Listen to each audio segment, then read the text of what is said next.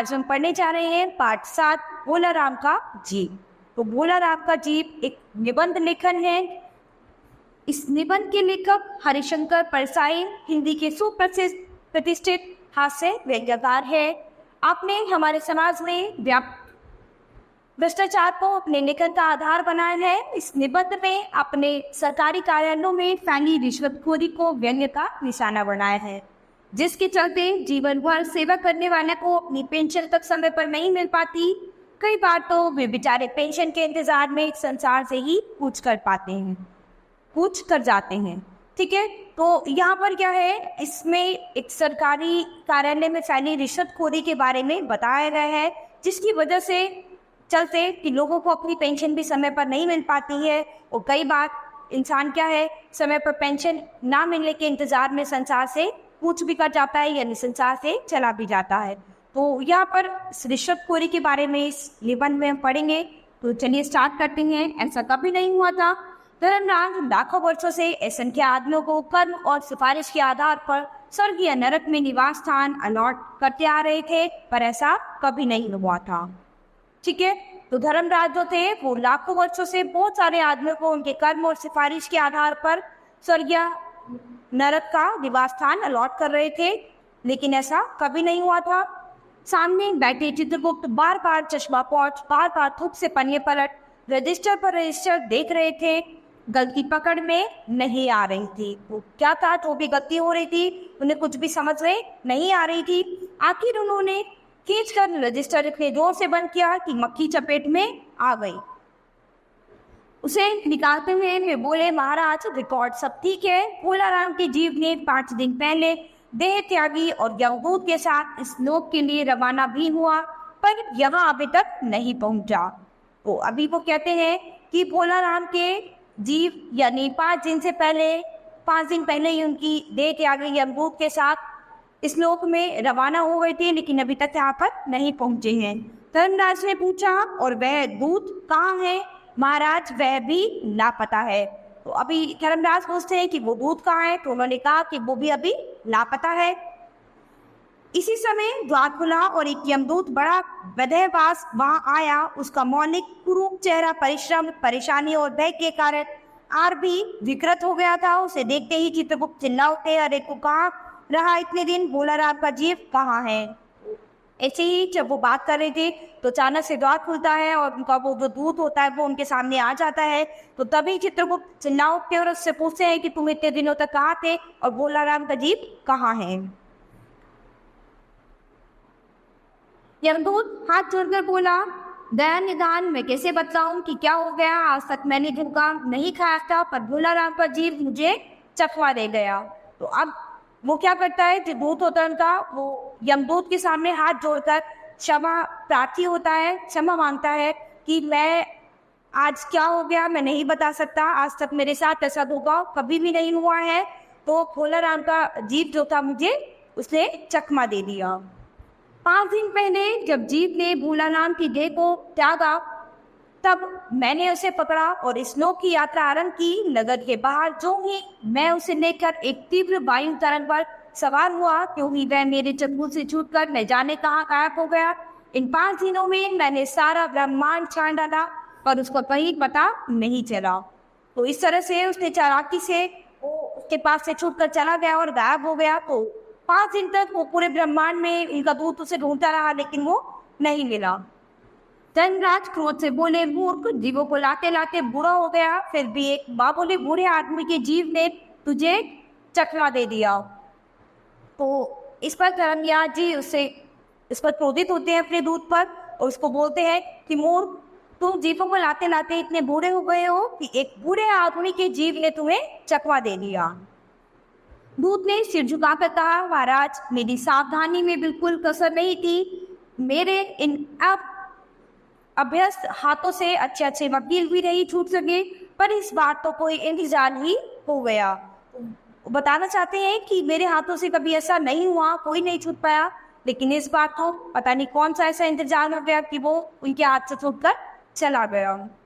चित्रगुप्त ने कहा, महाराज आजकल पृथ्वी पर इस प्रकार का व्यापार बहुत चल रहा है। लोग दोस्तों को कुछ चीज भेजती हैं और उसे रास्ते में ही रेलवे वाले उड़ा लेते हैं। हौजरी के पार्सलों के मोजे रेलवे के अफसर पहनते हैं। मालगाड़ी के डिब्बे रास्ते में कट जाते हैं। एक बात और हो रही है, राजनीतिक दलों के नेता विरोधी नेता को उड़ाकर बंद कर देते हैं। कहीं भोलाराम के जीव को भी किसी विरोधी ने मरने के बाद दुर्गति करने के लिए तो नहीं उड़ा दिया। तो क्या है कि वो उदाहरण देते हैं बहुत सारे कि अब आजकल दुनिया में बहुत कुछ हो रहा है, कोई चीज आने से पहले ही गायब हो जा रही है। जैसे राजनीतिक दलों के जो नेता है और विरोधी नेता क्या है, उसको उड़ाकर एकदम उड़ा देते हैं, मार देते हैं। तो ऐसे ही कहीं भोलाराम के जीव को भी उसके किसी विरोधी ने मरने के बाद दुर्गति करने के लिए तो नहीं उड़ा दिया। तो यही पूछते हैं वो। धर्मराज ने व्यंग्य से चित्रगुप्त की ओर देखते हुए कहा, तुम्हारी भी रिटायर होने की उम्र आ गई, भला भोलाराम जैसे नगण्य दीन आदमी से किसी को क्या लेना देना। तो अब जो धर्मगुप्त है वो चित्रगुप्त से भी कहते हैं कि तुम्हारे भी अब रिटायर होने की उम्र आ गई है, कि भला भोलाराम जैसे दीन आदमी से किसी को क्या ही लेना देना होगा। इसी समय कहीं से घूमते घामते नारद मुनि वहां आ गए। धर्मराज को गुमसुम बैठे देख बोले, क्यों धर्मराज, कैसे चिंतित बैठे हैं? क्या नरक में निवास स्थान की समस्या अभी हल नहीं हुई? तो इतना सुनने के बाद थोड़ी समय बाद ही वहाँ पर नारद मुनि आ गए और धर्मगुप्त को ऐसे बैठे देख इनसे पूछते हैं कि क्यों धर्मगुप्त ऐसे क्यों चिंतित हो रहे हो? क्या नरक में रहने की अभी तक तुम्हारी नरक में रहने की समस्या जो थी लोगों की, वो अभी तक कोई हल नहीं हुई क्या? धर्मराज ने कहा, वह समस्या तो कभी की हल हो गई है। नरक में पिछले सालों में बड़े गुणी कारीगर आ गए हैं। कई इमारतों के ठेकेदार हैं जिन्होंने पूरे पैसे रद्दी इमारतें बनाई। बड़े बड़े इंजीनियर भी आ गए हैं जिन्होंने ठेकेदारों से मिलकर 5 वर्षीय योजनाओं का पैसा खाया। ओवरसीयर है जिन्होंने इन मजदूरों की हाजिरी भरकर पैसा हड़पा, वो कभी काम पर गए ही नहीं। उन्होंने बहुत जल्दी नरक में कई इमारतें डाल दी है। वह समस्या तो हल हो गई, पर एक बड़ी विकट उलझन आ गई है। भोलाराम नाम के एक आदमी की 5 दिन पहले मृत्यु हुई। उसके जीव को यह दूत यहाँ ला रहा था कि जीव से रास्ते में चकमा देकर भाग गया। इसने सारा ब्रह्मांड छान डाला और वह नहीं मिला। अगर ऐसा होने लगा तो पाप पुण्य का भेद ही मिट जाएगा। तो अब वो उसको बताते हैं कि एक बहुत बड़ी समस्या हो गई है कि 5 दिन पहले भोलाराम के जीव की मृत्यु हुई। तो जैसे ही ये दूत उसको अपने साथ ला रहा था तो बीच में ही उसको चकमा देकर भाग गया। और अगर ऐसा होने लगा तो क्या होगा? पाप पुण्य का भेद दुनिया से मिट जाएगा। नारद ने पूछा, उस पर इनकम टैक्स तो बकाया नहीं था, हो सकता है उन लोगों ने रोक लिया हो। तो चित्रगुप्त ने कहा, इनकम होती तो टैक्स होता, भुखमरा था। ठीक है, उसकी कोई इनकम ही नहीं थी तो टैक्स कहाँ से होगा? और वो भुखमरा था। नारद बोले, मामला बड़ा दिलचस्प है। अच्छा, मुझे उसका नाम पता तो बताओ, मैं पृथ्वी पर जाता हूँ। तो नारद जी पूछते हैं कि तुम मुझे उसका नाम पता सब बताओ, मैं पृथ्वी पर जाता हूँ उसे ढूंढने के लिए। चित्रगुप्त ने रजिस्टर देखकर बताया, भोलाराम नाम था उसका। जबलपुर शहर के धमापुर मोहल्ले में नाले के किनारे एक 1.5 कमरे के टूटे फूटे मकान में वह परिवार समेत रहता था। उसकी एक स्त्री थी, 2 लड़के और एक लड़की। उम्र लगभग 60 साल। सरकारी नौकर था, 5 साल पहले रिटायर हो गया था। मकान का किराया उसने 1 साल से नहीं दिया, इसलिए मकान मालिक उसे निकालना चाहता था। इतने में भोलाराम ने संसार ही छोड़ दिया। तो आज 5वां दिन है। बहुत संभव है कि अगर मकान मालिक वार्षिक मकान मालिक है तो उसने भोलाराम के मरते ही उसके परिवार को निकाल दिया होगा। इसीलिए आपको परिवार की तलाश में काफ़ी घूमना पड़ेगा। तो क्या है कि अब वो उसको बताते हैं कि उसने 1 साल से अपने मकान मालिक का किराया नहीं दिया था और अब 5 दिनों से जब वो घर से लापता है, वो नहीं है, तो उसके मकान मालिक ने उसके परिवार को निकाल दिया होगा। तो वो आपको उसके परिवार को ढूंढने में और भी परेशानी होगी। माँ बेटी के सम्मिलित कंदरन से ही नारद भोलाराम का मकान पहचान गए। द्वार पर जाकर उन्होंने आवाज लगाई, नारायण नारायण। लड़की ने देखकर कहा, आगे जाओ महाराज। नारद ने कहा, मुझे भिक्षा नहीं चाहिए, मुझे भोला राम के बारे में कुछ पूछताछ करनी है। अपनी माँ को जरा बाहर भेजो बेटी। तो अब वो कहते हैं कि अपनी माँ को बाहर भेज दो कुछ देर के लिए। भोला राम की पत्नी बाहर आई। नारद ने कहा, माता, भोला राम को क्या बीमारी थी? क्या बताऊं? गरीबी की बीमारी थी। 5 साल हो गए पेंशन पर बैठे, पर पेंशन अभी तक नहीं मिली। हर 10-15 दिन में एक दरखास्त देते थे, पर वहां से या तो जवाब आता ही नहीं था, और आता तो यही कि तुम्हारी पेंशन के मामले पर विचार हो रहा है। इन 5 सालों में सब गहने बेचकर हम लोग खा गए, फिर बर्तन बिके, अब कुछ नहीं बचा था। फाके होने लगे थे। चिंता में घुलते घुलते और भूखे मरते मरते उन्होंने दम तोड़ दिया। तो उसकी पत्नी ने उनको बताया कि उसको किसकी बीमारी थी। उनको गरीबी की बीमारी थी। तो क्या था, गरीबी की वजह से उनका क्या था, बुरा हाल हो गया था, क्योंकि उनकी पेंशन जो थी वो पीछे से आ नहीं रही थी। कि पेंशन के लिए बार बार पीछे से यही बोल दिया जाता था कि अभी कुछ समय बाद आएगी, कुछ समय। तो इस तरह से क्या हो गए थे, 5 साल हो गए और उन्हें पेंशन का कुछ नहीं मिला। तो इसलिए उन्होंने घर की सभी कीमती चीज़ें बेच कर अपना समय व्यतीत किया। और धीरे धीरे जब और बहुत परेशानियां आती रही तो उनसे देखा नहीं गया, और उन्होंने अपनी उस गरीबी की बीमारी से दम तोड़ दिया। नारद ने कहा, क्या करोगी माँ? उनकी इतनी ही उम्र थी। ऐसा तो मत कहो महाराज, उम्र तो बहुत थी। 50-60 रुपया पेंशन मिलता तो कुछ और काम कहा करके गुजारा हो जाता, पर क्या करे, 5 साल नौकरी से बैठे हो गए और अभी तक एक कौड़ी नहीं मिली। तो अभी नारद जी कहते हैं कि परेशान मत हो माँ, उनकी उम्र तो इतनी ही थी। तो अभी माँ कहती है कि ऐसा मत कहो महाराज, उम्र तो बहुत थी। अगर उन्हें पेंशन मिल जाती तो क्या था कि वो उस पेंशन से कुछ काम करके अपना गुजारा चला सकते थे, लेकिन ऐसा कुछ भी नहीं हुआ। उन्हें 5 साल से अभी तक एक भी कौड़ी नहीं मिली थी। दुख की कथा सुनने की फुर्सत नारद को थी नहीं। वे अपने मुद्दे पर आ गए। माँ, यह तो बताओ कि यहाँ किसी से उनका प्रेम था जिसमें उनका जी लगा हो? वो क्या था कि नारद जी तो केवल अपनी बात के बारे में पूछना चाहते थे। उनके पास इतना समय नहीं था कि वो उस माँ की दुखद घटना सुने। तो वो क्या थे, वो अपने मुद्दे पर आ गए। उन्होंने पूछा कि यहाँ आसपास कोई ऐसा व्यक्ति है जिससे वो बहुत प्रेम करते हो, जिसके साथ उनका जी लगता हो? पत्नी बोली, लगाव तो महाराज बाल बच्चों से ही होता है, नहीं परिवार के बाहर भी हो सकता है। मेरा मतलब है किसी स्त्री। तो अभी उनकी पत्नी बोली कि भाई बच्चों से ही लगाव होता है। तो नारद जी बोले कि नहीं, ऐसा नहीं है, परिवार के बाहर भी हो सकता है, किसी स्त्री से भी हो सकता है। स्त्री ने घुराकर नारद की ओर देखा, बोली, अब कुछ मत बको महाराज, तुम साधु हो, चक्के नहीं हो। जिंदगी भर उन्होंने किसी दूसरी स्त्री को आंख उठाकर भी नहीं देखा। तो वो गुस्सा होती है नारद जी पे और कहती है कि अब इससे आगे और कुछ मत बोलना, कि उन्होंने जिंदगी भर किसी और दूसरी स्त्री के बारे में सोचा नहीं, किसी की तरफ आंख उठाकर नहीं देखी। नारद हंसकर बोले, हाँ तुम्हारा यह सोचा ठीक ही है, यही हर अच्छी गृहस्थी का आधार है। अच्छा माता, मैं चला।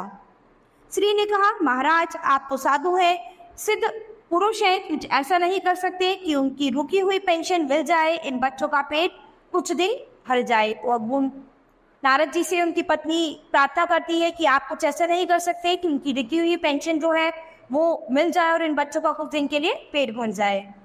नारद को दया आ गई थी। वे कहने लगे, साधुओं की बात कौन मानता है? मेरा यहाँ कोई मठ तो है नहीं, फिर भी मैं सरकारी दफ्तर में जाऊंगा और कोशिश करूंगा। तो भी क्या था कि उन्होंने उसको तसल्ली दी उनकी पत्नी को कि मेरा यहाँ पर ऐसा कोई मठ तो नहीं है, लेकिन उसके बाद भी वो दफ्तर जाएंगे और इसके लिए कोशिश करेंगे। वहां से चलकर नारद सरकारी दफ्तर में पहुंचे। वहां पहले ही कमरे में बैठे बाबू से उन्होंने भोला राम के केस के बारे में बातें की। उस बाबू ने उन्हें ध्यानपूर्वक देखा और बोला, भोला राम ने दरख्वास्तें तो भेजी थी, पर उन पर वजन नहीं रखा था, इसीलिए कहीं उड़ गई होगी। तो वहाँ पर जो बाबू थे उन्होंने बताया कि भोला राम ने बहुत सारी दरख्वास्त की थी, लेकिन उन पर वजन नहीं रखा, यानी उन पर कोई पैसा नहीं रखा, तो इसीलिए उनकी दरख्वास्त नहीं मानी गई और वो रद्द हो गई। नारद ने कहा, भाई ये बहुत से पेपर वे तो रखे हैं, इन्हें क्यों नहीं रख दिया? बाबू हंसा, आप साधु हैं, आपको दुनियादारी समझ में नहीं आती। दरख्वास्तें पेपर वेट से नहीं दबती। खैर, आप उस कमरे में बैठे बाबू से मिलिए।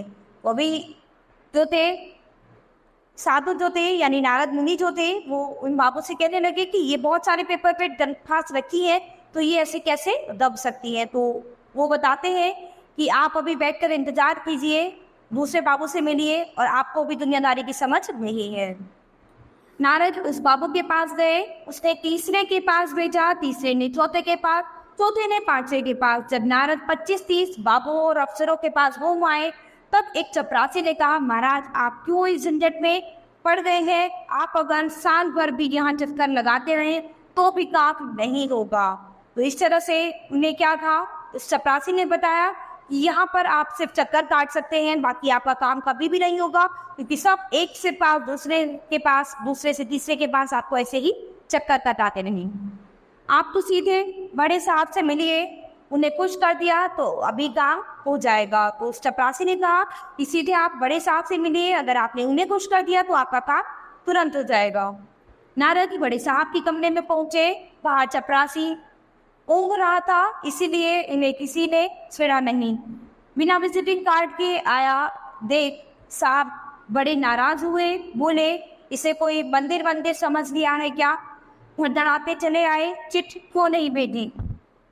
तो अब जो बड़े साहब थे वो गुस्सा हो गए, क्योंकि उनके पास कोई भी विजिटिंग कार्ड नहीं था। तो इसीलिए उन्होंने कहा कि आपने इसे कोई मंदिर वंदिर समझ लिया है क्या? तो धड़धड़ाहट करते ऐसे चले आए, कोई चिट्ठी भी नहीं भेजी। नारद ने कहा कि सिद्धेश्वर चपरासी सो रहा है, क्या काम है? साहब ने रूप से पूछा। और साहब ने रूप से पूछा कि तुम्हें क्या काम है? नारद ने भोलाराम का पेंशन केस बतलाया। साहब बोले आप है बैरागी, दफ्तरों के रीति रिवाज नहीं जानते, असल में भोलाराम ने गलती की। भाई यह भी एक मंदिर है, यहाँ भी दान पुण्य करना पड़ता है। तो अभी वो बताते हैं कि जो भोलाराम के केस के बारे में पूछते हैं जब नारद मुनि उनसे, तो वो कहते हैं कि भोलाराम ने गलती की है, ये दफ्तर पे जो एक मंदिर है और यहाँ पर भी दान पुण्य चलता है। आप भोलाराम के आत्मीय मालूम होते हैं, भोलाराम की दरख्वास्तें उड़ रही हैं, उन पर वजन रखिए। तो उन्होंने कहा कि भोलाराम की जो दरख्वास्तें हैं वो उड़ रही हैं, उन पर कोई भी वजन नहीं है, यानी उन पर कोई भी माल नहीं है, पैसा नहीं है। नारद ने सोचा कि फिर यहाँ वजन की समस्या खड़ी हो गई। साहब बोले भाई सरकारी पैसे का मामला है, पेंशन का केस 20 दफ्तरों में जाता है, देर लग ही जाती है, 20 बार एक ही बात हो 20 जगह लिखना पड़ता है, तब पक्की होती है। जितनी पेंशन मिलती है उतनी ही स्टेशनरी लग जाती है। हाँ जल्दी भी हो सकता है, मगर साहब रुके। नारद ने कहा मगर क्या? साहब ने कुटिल मुस्कान के साथ कहा मगर वजन चाहिए, आप समझे नहीं। जैसे आपकी यह सुंदर वीणा है, इसका भी वजन भोलाराम की दरख्वास्त पर रखा जा सकता है। मेरी लड़की गाना बजाना सीखती है, यह मैं उसे दे दूंगा। साधु संतों की वीणा से तो और अच्छे स्वर निकलते हैं।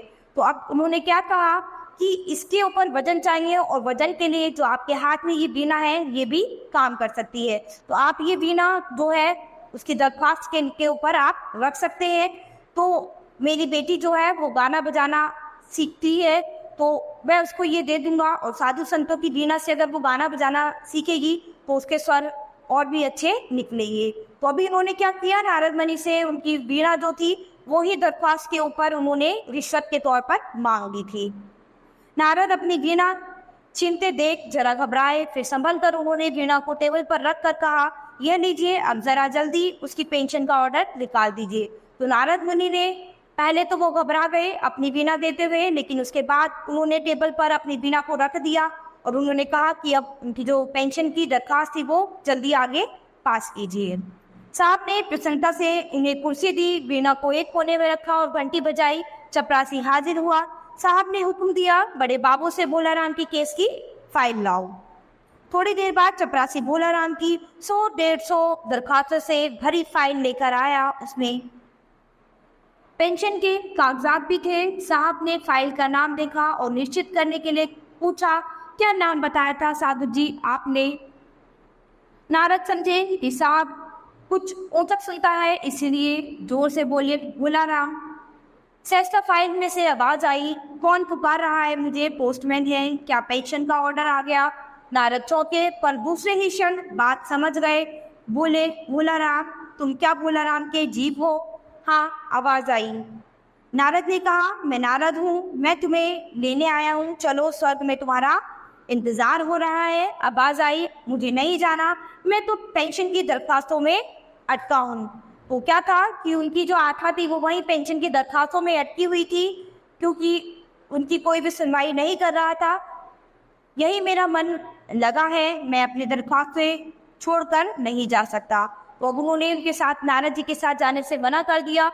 तो आप ये चित्र में भी देख सकते हैं कि इस तरह से वो जो पेंशन की उनकी दरख्वास्तें थी तो उन्हीं में वो अटके हुए थे और वहीं पर उनका मन लगा हुआ था और वो उनको छोड़कर जाने से मना कर रहे थे। तो यहाँ क्या था, हमने किसके बारे में पढ़ा इस चैप्टर में कि जितने भी सरकारी दफ्तर हैं उसमें रिश्वत की वजह से क्या था, उनकी पेंशन की दरखास्तें जो थी वो एकदम दब गई थी, उनके बारे में कोई भी सुनवाई नहीं की गई। तो रिश्वत से क्या है कि लोगों को पेंशन मिल रही है, जो सही काम है वो भी समय पर नहीं हो पा रहे हैं। तो ये रिश्वत जैसी चीजें दुनिया से खत्म होनी चाहिए। तो इस पार्ट में बच्चों हमने क्या पढ़ा है कि रिश्वत जैसी चीजों से क्या है, हमें बहुत ही परेशानी हो सकती है। तो कभी भी हमें किसी चीज के लिए ना तो रिश्वत देनी चाहिए और ना ही रिश्वत लेनी चाहिए।